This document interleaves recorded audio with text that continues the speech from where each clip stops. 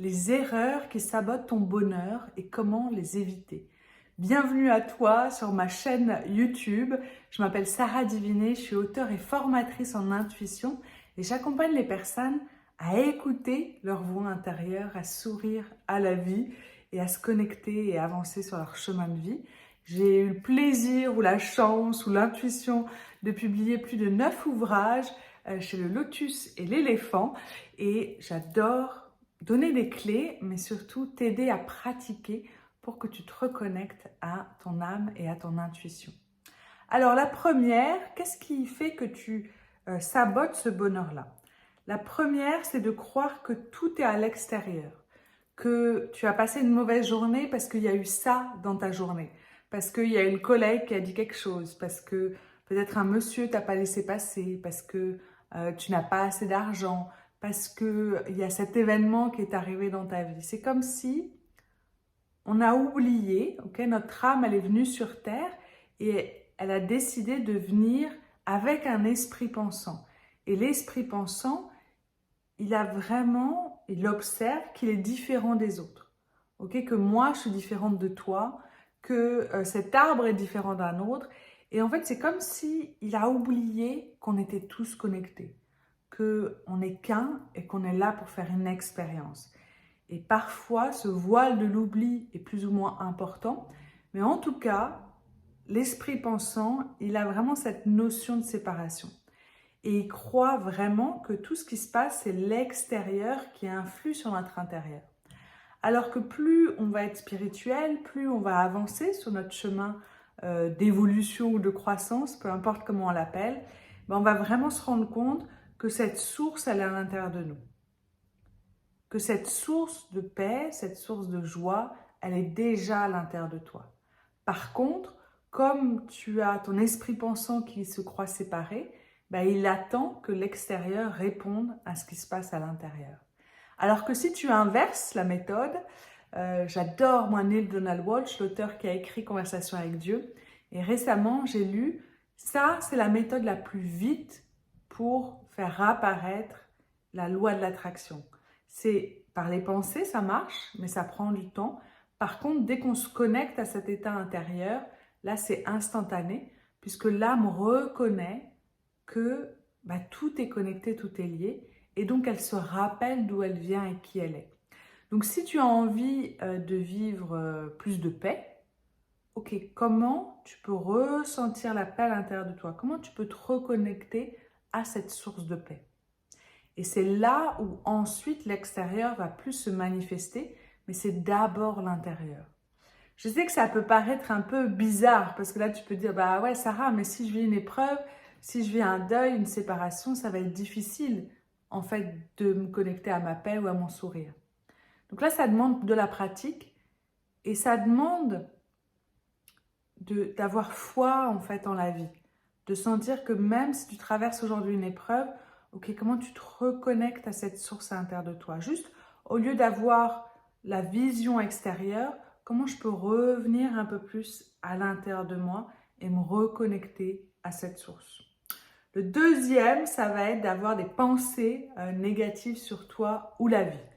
Dès qu'on râle, et on est bon, les Français, dès qu'on râle, c'est comme si on se critique soi-même. Tiens, je ne suis pas à la hauteur, j'ai pas de valeur, je suis nulle, j'aurais dû faire autrement.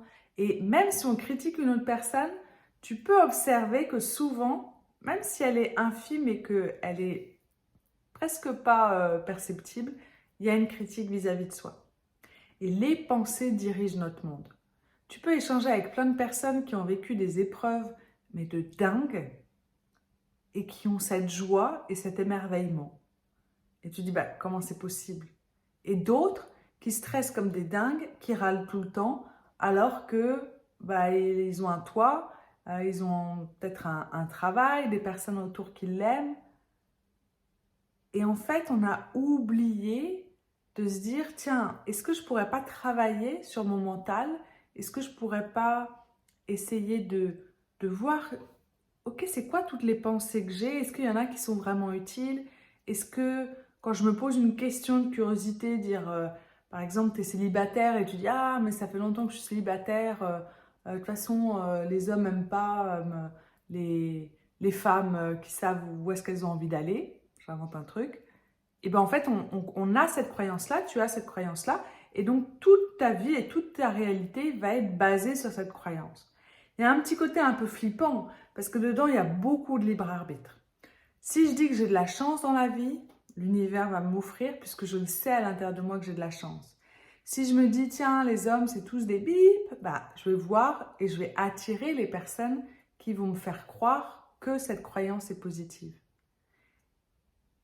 Et en fait, c'est ça qui est un petit peu dingue, c'est qu'en spiritualité, quand on commence à observer ses pensées, quand on commence à les diminuer, à développer cette paix, ce silence, pour être plus à l'écoute de son âme, bah, toute la réalité change et on attire en fait d'autres événements et on évite de se saboter. Le troisième, c'est de croire qu'il manque quelque chose. À chaque fois, on se dit, tiens, je serai bien quand j'aurai ces vacances-là. Je serai bien quand j'aurai plus d'argent. Non, mais tu te rends compte, je suis célibataire, donc quand je rencontrerai l'amour de ma vie ou mon âme sœur, bah là, la vie sera magnifique. Et tu es là, pas sûr, pas sûr. Peut-être que ça serait bien que tu apprennes à aimer la vie et comme ça, tu vas attirer aussi une personne qui va aimer la vie. Mais quand on est dedans, on ne s'en rend pas compte, mais on a toujours cette croyance qu'il nous manque quelque chose. Et c'est toujours cette séparation, l'esprit pensant est dans cette séparation. Par contre, dès que je reviens, que je me connecte à mon âme, que je médite, que je me promène en nature, que je ralentisse le rythme, il y a plein d'éléments qui me permettent et te permettent de te relier à ton âme, bah, tu as vraiment conscience qu'il y a une autre énergie qui nous guide tous et qu'on n'est jamais séparés et qu'il y a tout maintenant pour que tu sois heureux ou heureuse. Steve Jobs avait dit à la fin de sa vie, comme quoi bah, il avait passé une période de sa vie à être à la recherche de ce bonheur-là, alors qu'en fait, il lui manquait rien. Et c'est comme si, des fois, on est tellement dans une ambition, mais ça peut être une ambition perso, pro, qu'on oublie que le temps, en fait, c'est maintenant, et comment je peux avoir du plaisir à vivre maintenant. J'espère que cette vidéo t'a plu.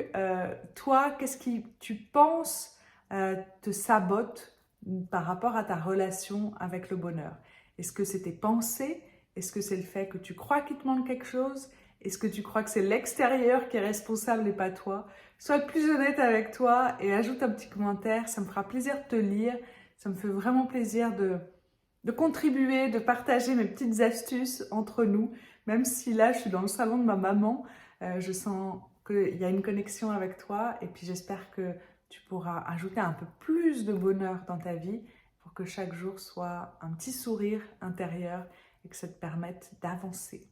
Voilà, si tu as envie de recevoir les 3 clés pour te connecter à ton âme, c'est un livret qui est offert. Tu as juste à ajouter ton adresse mail et je te l'envoie. Et ensuite, je te partage un peu mes aventures, mes clés, mes vidéos, mon podcast. Et on démarre un chemin ensemble. Et ça me fera grand plaisir de te rappeler. J'enlève le mot aider, de te rappeler que tu as une âme et que tu as déjà cette source à l'intérieur de toi qui peut te guider et avoir beaucoup de sagesse à l'intérieur de toi pour t'amener plus de légèreté et de joie. Bye bye!